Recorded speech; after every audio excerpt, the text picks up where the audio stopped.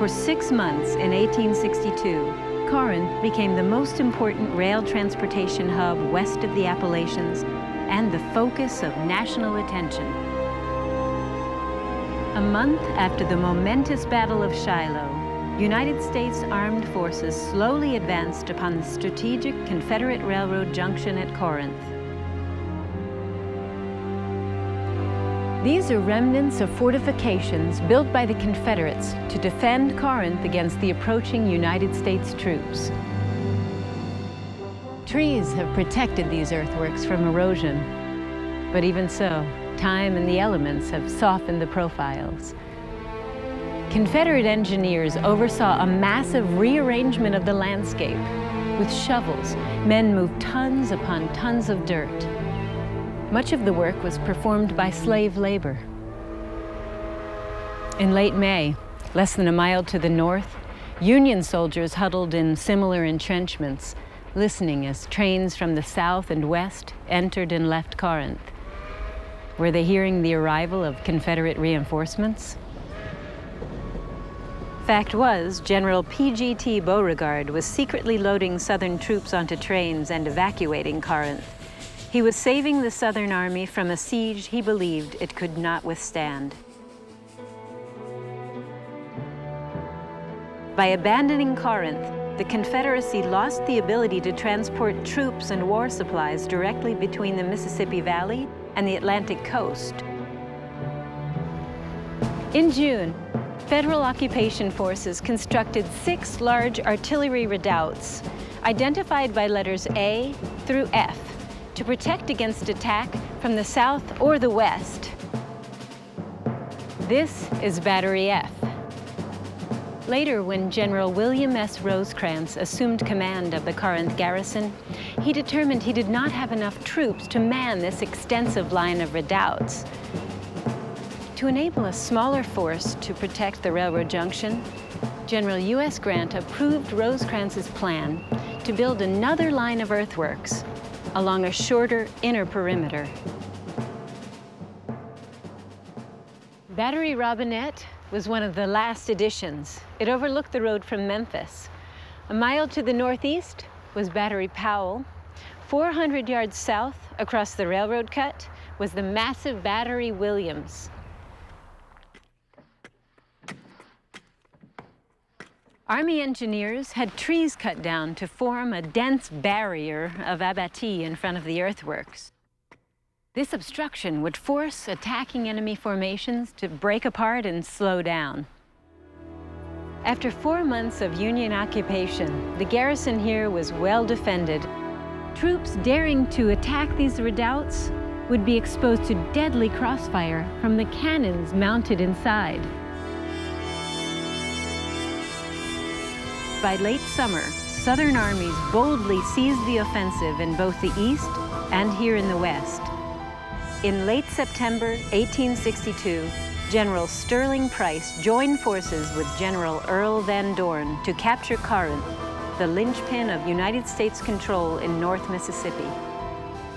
On September 29th, marching northward with 22,000 men, Van Dorn put his plan in motion.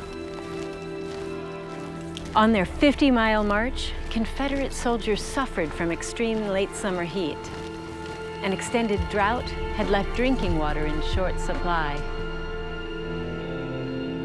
Alerted to their movement, General Rosecrans concentrated 23,000 troops to defend Corinth. He hoped the strong defenses would give his men the advantage over the attackers.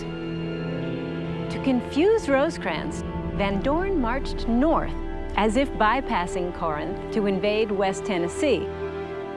But then he turned east and approached Corinth from the northwest.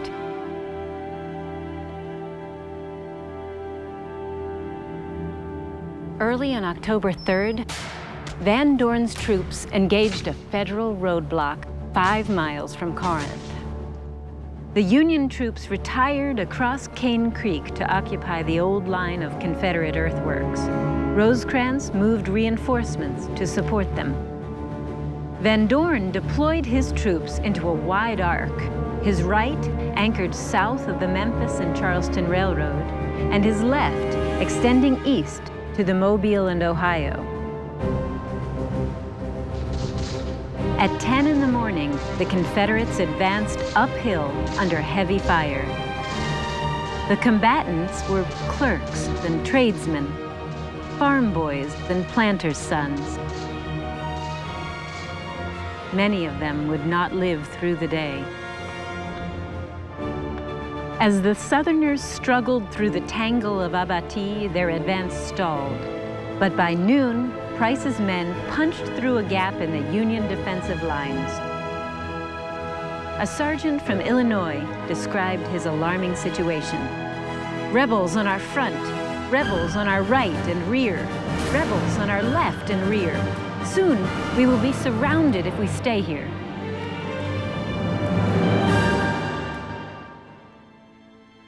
Union forces fell back fighting, more than a mile. Here at Battery F, and later at the White House north of Battery Robinette, Rosecrans's bloodied command first slowed, then halted the Confederate advance. Van Dorn ordered his troops to cease further attacks before sundown. Rosecrans retired to the earthworks closest to town. The bitter combat had cost him hundreds of casualties. During the night, tired and thirsty, Confederate troops bivouacked half a mile from Corinth. Van Dorn expected to resume his attack and defeat the Union Army the next morning.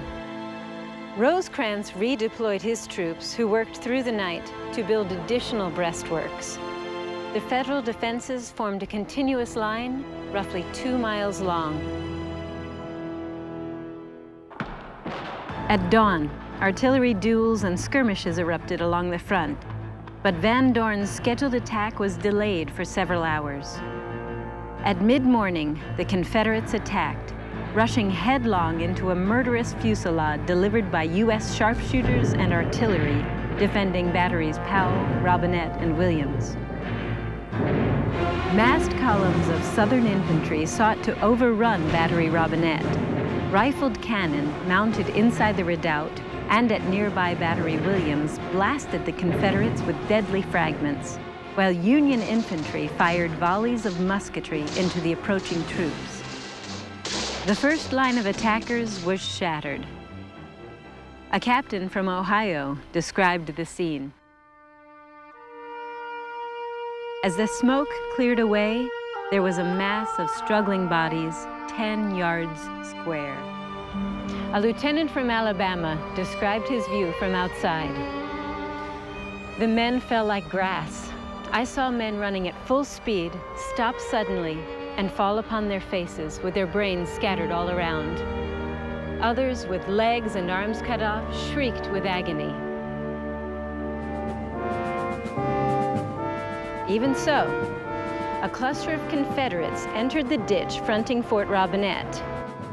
Firing muskets, they drove Union artillerists from their posts. But the defenders took up rifles, firing at close range, while shells fired from Battery Williams exploded among the Confederates storming Robinette. Nearby, Federal reserves rushed forward, turning the tide in favor of the Union in the crucial struggle for possession of Robinette. Overwhelmed, their ranks decimated, the Southerners retired from the bastion. To the east, Confederate troops managed to overrun Battery Powell, driving the Union defenders southward through the streets of town. There, the Southern troops became embroiled in one of the few house-to-house fights in the entire Civil War. This is their target. They are in the town. The more aggressive troops reached the rail crossover at the heart of Corinth. They must have felt on the verge of victory, but they had run within range of Union cannon deployed at batteries Robinette and Williams, and on high ground to the east of town. The big guns were turned on the town, exposing the Confederates to a murderous crossfire. Then, strong columns of Union soldiers advanced upon the town from the south, west, and east. Confederate Captain Edward Cummins sadly remembered, "We had advanced and entered Corinth, But we scarcely got in when we were met and overwhelmed by the enemy's massive reserves. Our lines melted under their fire like snow in thaw.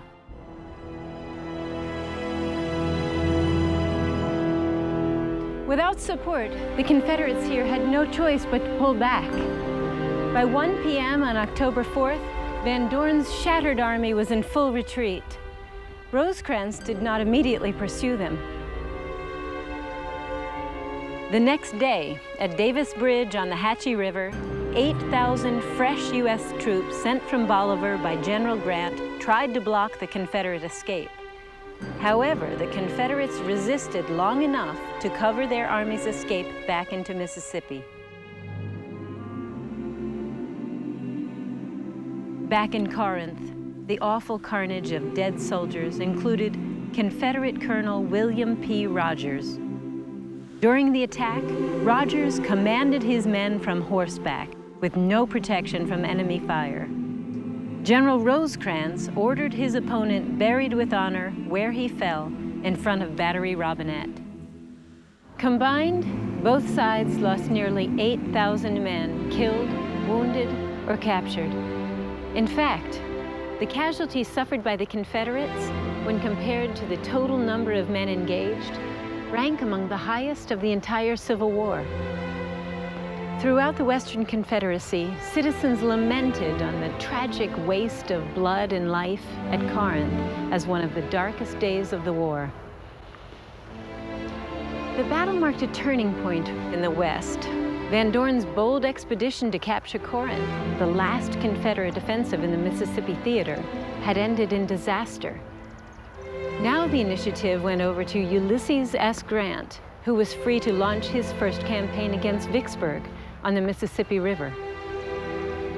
Union victory here did not end further bloodshed, and Corinth faded from the headlines as future battles claimed greater numbers of war casualties in 2.5 more years of brutal fighting.